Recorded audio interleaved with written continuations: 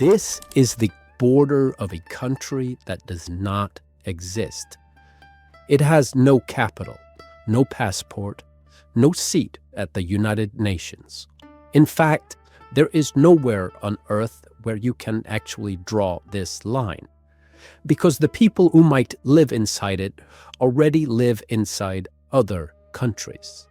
5 countries, 5 internationally recognized borders, and underneath them, the Hmong, millions of people, their own language, their own clans, their own history, their own systems of belief, eventually even their own writing. Everything that makes a people, but not a country. Why? Because the Hmong did try again and again, and then closer than ever before, and even after everything collapsed.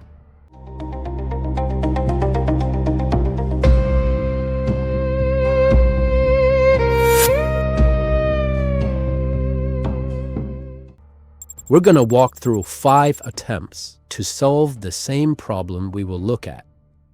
5 things every country on Earth needs in order to exist.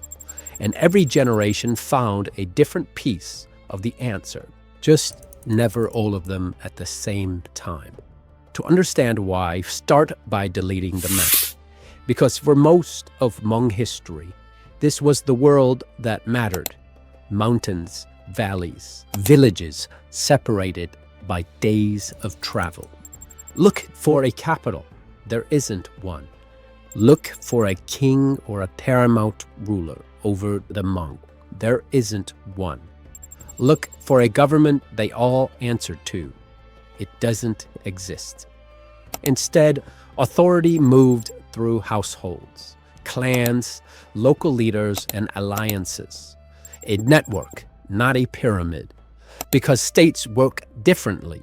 Power begins here, at the center, and moves outward, down roads, through officials, onto paper. Hmong political authority moved sideways. State authority moved downward.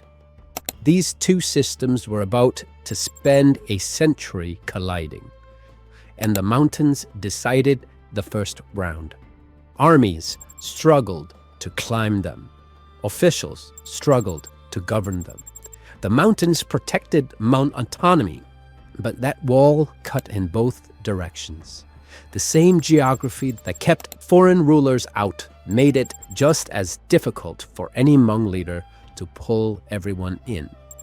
The mountains were excellent for surviving states. They were terrible for building one. Then a new kind of government arrived, one that could clean a mountain without ever climbing it. By the early 20th century, France had claimed almost all of Indochina. But claiming these mountains on paper was easier than governing them. Up here, the empire was mostly blank space, until the state came looking for taxes, silver, labor, opium. The modern state had arrived, and in 1918, one Hmong leader offered a radical answer. France said authority came from treaties, laws, and empire. But Guy said his came from heaven. According to Hmong accounts, Patai claimed a divine mandate, a Hmong kingdom ordained from the sky itself. And something extraordinary happened. The political world we just saw, scattered, local, sideways, began pulling toward one leader. Patai gathered followers, appointed leaders, and authority reserved for the emperor back in China, the root of known political philosophy. And Patai organized fighting forces. And his movement ignored the border between Laos and Vietnam completely, because France saw 2 territories. Patai saw Hmong villages being oppressed. So was Patai building a Hmong state, not a modern one. But calling it simply a rebellion misses the point. Patai was not merely refusing to obey a government, he was trying to replace it. In 1921, unfortunately, Pahawh was assassinated, and when the man disappeared, the political order disappeared with him. That collapse revealed the weakness. Everything ran through one man, and nothing was built to outlast him. The next Hmong leader would try the opposite approach. Pahawh thought the state from the mountains. Touby Lyfoung would learn how to operate it from the inside. A generation after Pahawh, a Hmong boy was born into the Hmong mountains of Nam Het. His name was Touby Lyfoung, and he did something almost no Hmong child of his generation could do. He left. Touby went to school, then further, to the capital, then beyond Laos itself. He learned French, administration, the machinery of the modern state. But Pahawh had tried to defeat the system. Touby learned how it worked. Then the world broke open. Japan surrendered, France returned, and the political future of Laos was suddenly uncertain. The new country's constitution had not yet been completed. The offices had not been all filled. Everything, for one brief window, was up for grabs. And for the first time, educated Hmong leaders were standing inside the room where decisions were being made. At their center was Touby. Years later, his younger brother, Colonel Touby Lyfoung, told an extraordinary story about this moment. And it's important to say clearly what follows from this account. According to Pahawh, French administrators raised the possibility of placing Siam Kwam under Hmong leadership. Perhaps an autonomous territory? What exactly that meant remains unclear. A Hmong state, an autonomous region, or simply a Lao province controlled by Hmong leaders. The surviving evidence can't settle it, and it was likely not a sincere offer at all. But the story says the possibility was real enough to force the question. Who could run it? Touby had done what almost no Hmong person of his generation had been able to do. He had an education, he understood government, he could move between the Hmong mountains and the bureaucratic world below. But that was precisely the problem. According to Pahawh, perhaps only 8 Hmong in the entire country could read and write with real competence. 8 people to staff a government. The humiliation survived in a bitter expression. Even if the letters were as big as buffalo, as lamented in Hmong proverb, they still could not breed them. And so, according to Pahawh's account, the Hmong leaders stepped back. Gao Sai Kham from Siam Kwang's old Puan ruling elite took the senior position. Touby took the second. Think about what had just happened. Pahawh's generation had enough power to challenge the state, but not the institutions to replace it. Touby's generation had finally entered the state, but not enough were trained to operate one. But here is what Touby did not do. He did not give up on Hmong political power.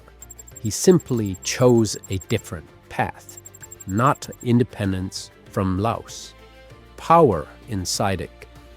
Touby had mastered the language of the state, someone else's language. 13 years later, another Hmong man confronted the same problem from the opposite direction.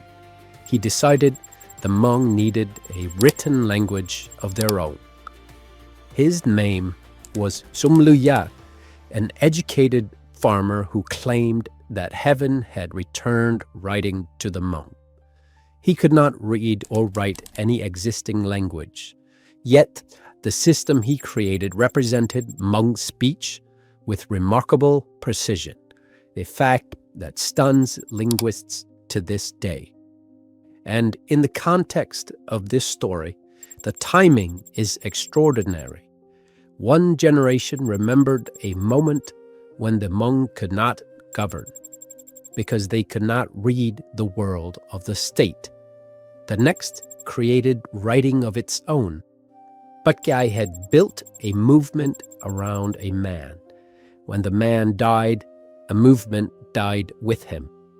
Shong Lue Yang created something that could copy itself and rid the Hmong of any outside influences. A leader can die, an idea can travel. Shong Lue Yang did not create a conventional state.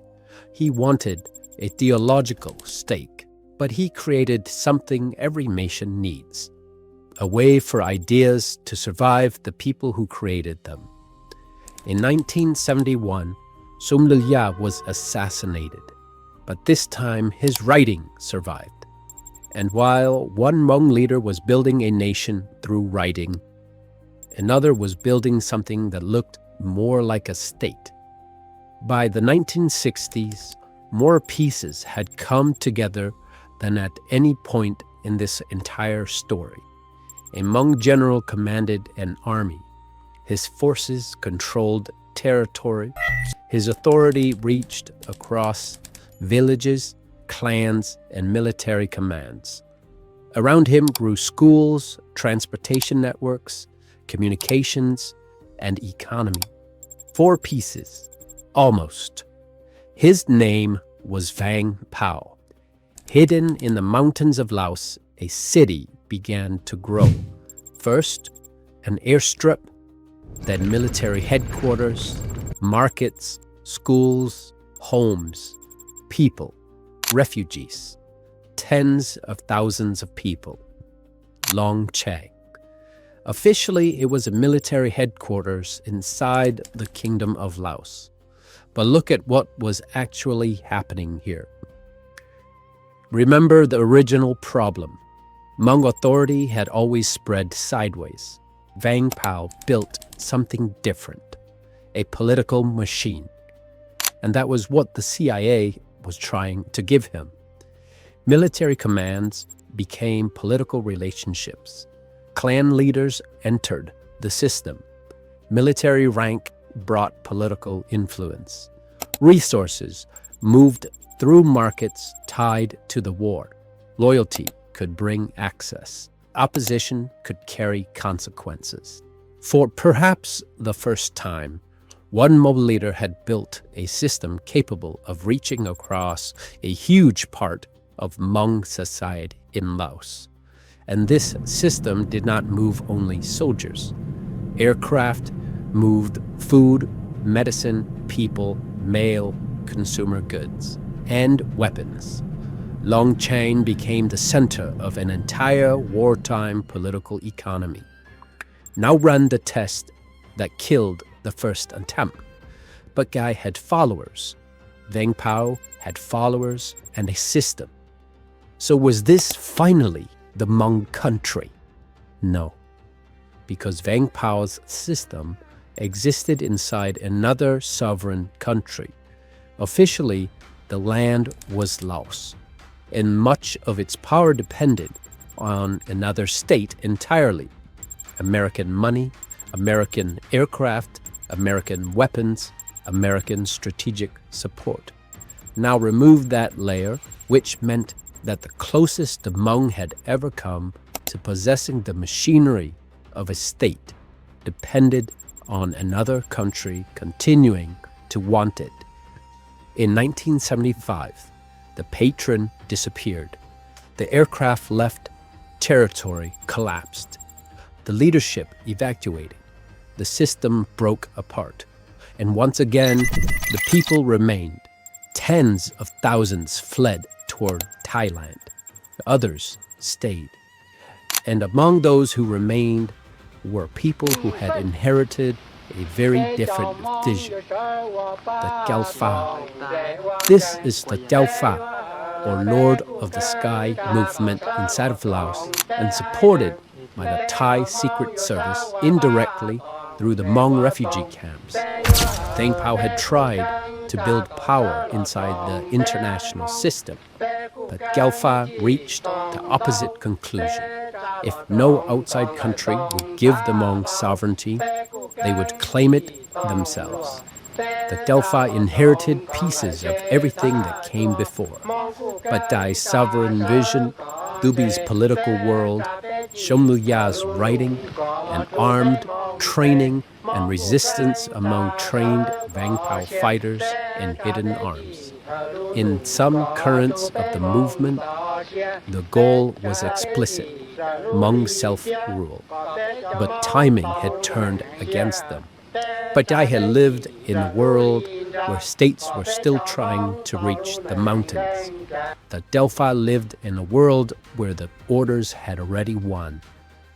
No major power recognized a Hmong Delphi state, but it didn't mean they didn't try. Pahawh tried to build a kingdom. Touby tried to build Hmong power inside a modern state. Shong Lue Yang gave a scattered people a way to write themselves into history.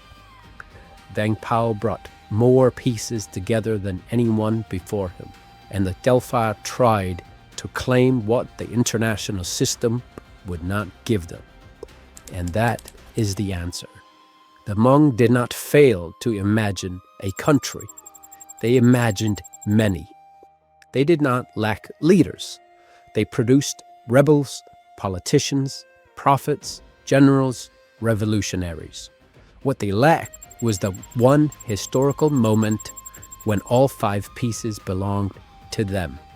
The pieces arrived in the wrong order, at the wrong moments, under the maps drawn by someone else.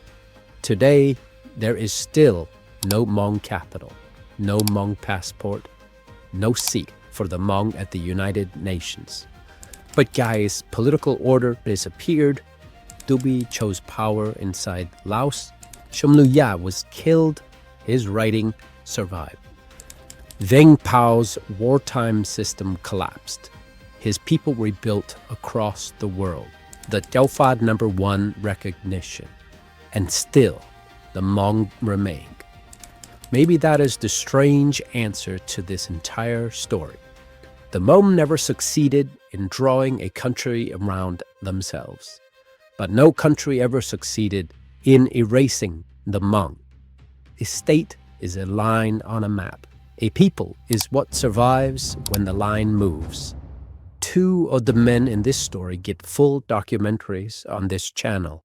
Touby Lyfoung's life only gets stranger after 1945.